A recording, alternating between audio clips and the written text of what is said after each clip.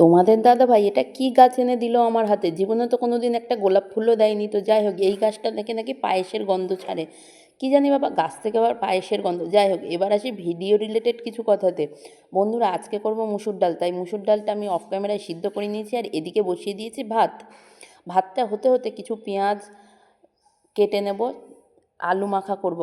আর of ক্যামেরাতে আলুটা সিদ্ধও করে নিয়েছি। আলু মাখার জন্য কড়াইতে দিয়ে দিলাম তেল আর একটা শুকনো লঙ্কা, কারণ আমার ছেলে বেশি ঝাল খেতে পারে না, তাই একসাথে যেহেতু বানাবো সেই জন্য একটা শুকনো লঙ্কা ভেজে নিয়েছি আর তাতে দিয়ে দিচ্ছি একটু পেঁয়াজ।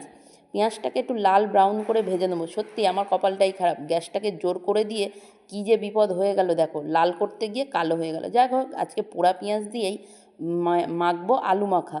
এটা অবশ্য বাংলাদেশের মানুষরা বেশি বলে ভর্তা, আর আমরা বলি আলু মাখা, বা যে যেরকম বলে, যেখানে যেরকম প্রচলন থাকে। তো এখন মেখে নিচ্ছি, দেখো কত সুন্দর দেখতে লাগছে। আলুটা মাখা হয়ে গেছে আর দেখো, ওহো, এক থালা ভাত খাওয়া যাবে। খেতেও বেশ টেস্টি হয়েছিল, সঙ্গে ছিল ধনেপাতা দিয়ে মুসুর ডাল আর পাঁপড় ভাজা।